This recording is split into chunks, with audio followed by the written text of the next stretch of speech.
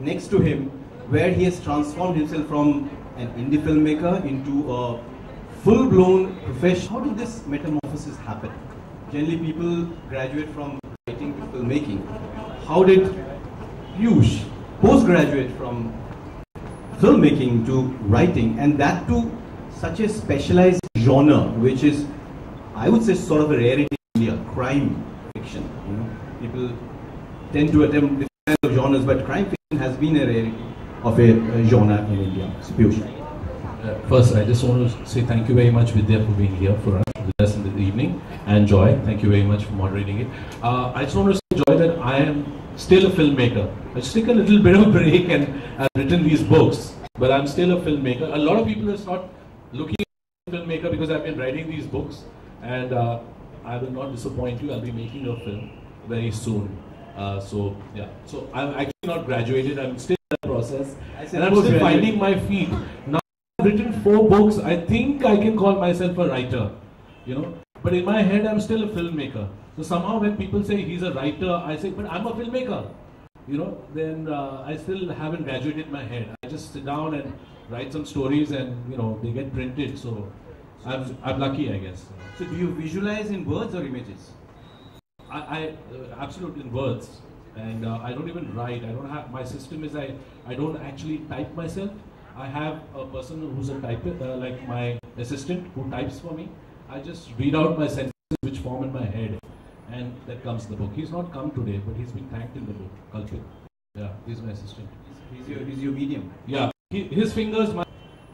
Vidya, coming to you, where does crime fiction rate in your list of reading habit? Was crime fiction or thriller find pride of place in your shelves when you were a young teenager, along with Milton Boons and other stuff? Firstly, good evening, everyone. Congratulations, Piyush. You know, Joy, I read a lot of Ken Follett, so that is crime fiction, right? And I was obsessed. Anytime we were traveling, I would pick up a Ken Follett, because then I wouldn't need to sleep until I finished the book. I would just keep reading. So Ken Follett was one of my favorites. I've read some others, but they've not stuck for some reason or the other.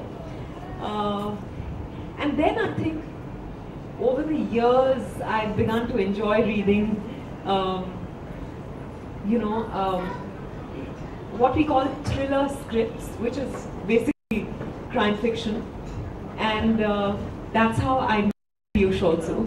And he brought a script to me that I thought was fabulous. Let's see what happens in that. But and then he told me about this book. I said, you know, I'd love to read it. So he sent me 3 chapters. And I think that's very unfair, because he sent me 3 chapters and I was dying to know what's happening next. I just wanted to keep her in suspense. Yeah. So I said, you know what? Come to the launch if I have to, but I want to know what's happening. So I think he was just forced to invite me. No, I'm kidding. And then he asked me if I'd launch it, and that's how I'm here. But yeah, so I think my relationship or my liking for crime fiction is slowly growing. I mean, you starred in one of the rare suspense thriller in popular cinema. You know? When we really look at suspense crime thrillers in popular cinema, we don't find too many. You know, we had an Ittifaq Wave, which could qualify as a suspense thriller. We had a Jewel Thief much before that. We had a Kahani. There have been very few and far between, you know. They often say in Indian cinema that when it comes to suspense thrillers, a crime fiction, they want to reveal the identity of the villain. Otherwise, the audience doesn't have the patience for that kind of thing. What's your take on that? I think, you know, when villain isn't revealed very early, that has its own charm also. For example, I can only think of Sholay, where Gabbar, it's not a crime thriller, but I'm just saying his entry happens much later in the film, but the legend of Gabbar grabs you much before you see Gabbar. So that's one way of doing it. But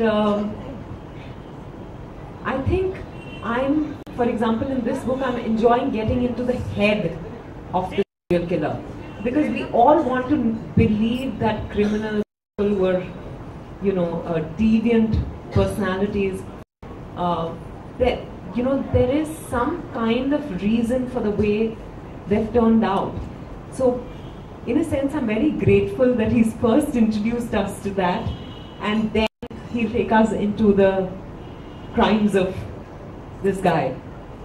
Piyush, I finished the book in close to, what, 7 hours I finished the book.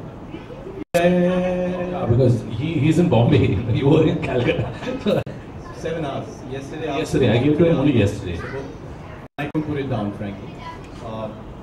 It was riveting, but it was very dark. Very dark and sometimes mercilessly morbid. Where does that come from? I mean, looking at you, I know it doesn't reflect your personality. Neither the dark. So when you write something like this, where do you borrow from? Is it pure imagination? Is it fascination for crime and dark edges of human personality? Or is it because you do feel that this is something... Actually, I think everybody has a dark side, Everybody's got a dark side. And I think my dark side is on steroids, but because, the minute I start tapping into it, all this stuff happens. And these stories come in my head. I don't know, it's just, I think it's Mumbai or something. I grew up out here, maybe it was, I just don't know where it comes from, but I just focus and I start thinking about these deadly stories. And I don't know, I always look at some, crazy aspect of things, like on the road. What if a car came and blew up right in front of me? What would happen? So the what if of life is the dark what ifs of life is always a question. And from these arrive my stories. I just want to tell you my stories. About, you asked about the who done it. I like to do how catch him. So I always reveal my character right in the beginning, and then I take you on this journey of how you catch or resolve or kind of bring that story to an end. So I involve you in the idea of that person, and in this case also I wanted to kind of, like you said, get you into the mind of the serial killer and then take you along. And since you've read the book, you have a better idea of how I've done it. I was quite fascinated by the form that you picked up in this book. You wrote it like your antagonist in this book writes it like a diary.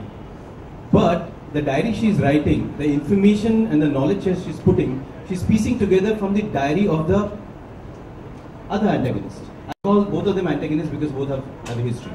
Yeah? So it's like a diary within a diary. You remember Wuthering Heights, there was a... Basically, the idea is to flip the character, Sometimes you look at the character as a positive light and suddenly you start looking at the character in the end, like in Kahani. The whole understanding of the... everything changes. So my thing is that I keep doing that throughout my book. Like, you don't know who is the antagonist and who's the protagonist. Even though one person might be a police person, the other person might be a serial killer, you don't know who's the good person, who's the bad person till it all gets resolved, And that's my idea, because that's what life is all about, Sometimes we're good, sometimes we're bad. Police people are good, police people are bad. Criminals are good, criminals are bad. That's how I keep it, In this book, for example, both the characters are fated to follow a certain direction. There are certain circumstances which are heaped on them, and they take a certain direction. But one person... There's the character of the police lady, who actually, Maithili Prasad, who actually looks very much like you. So I'm just giving you a hint. She behaves also very much like you. You could be her. Hint. No. So there is this the idea of a police woman who has a dark past. I think that to me fascinated me the most. And then I looked at the dark man and I said, who is the darker one of them all? Is the police woman the darker person, or is the serial killer the darker person? So that's the question that I keep, throwing at the reader, and in the end, perhaps I answer it. I don't know whether I answer it or not. It depends on the reader, perspective of the reader. I must add there that when I read it, I was imagining a film playing out. So now that you've suggested this, maybe we should all take the cue and do something about it. Yes. You know, and no, it's a mere coincidence that for the first time I'm playing a cop in a film called Teen, which I'm shooting for in Kolkata. When Piyush called me with regard to the book, and then when I read it, I knew about Maitri Prasad, who's also a cop, and I said, you know, everything's just falling into place. So, you know, like how the heroes, they play cops in many movies, even the heroines can do that. It's allowed.